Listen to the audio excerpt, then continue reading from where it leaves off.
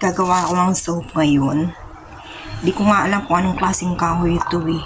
Yan, kahoy siya oh.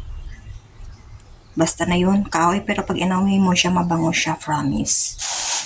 Ito yung ano ng ano. Orange balat ng orange. Ibabad ko lang to sa tubig.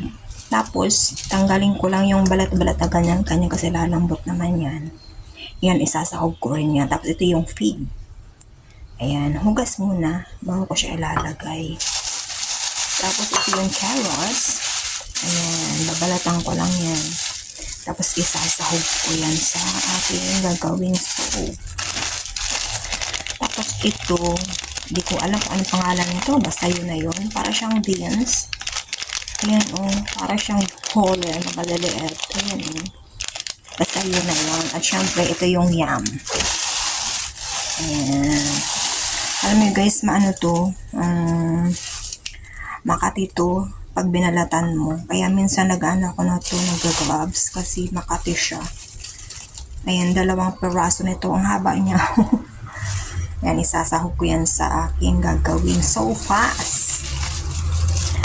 Ito yung karne na to, ano to ng baboy eh. Yung buntot ba?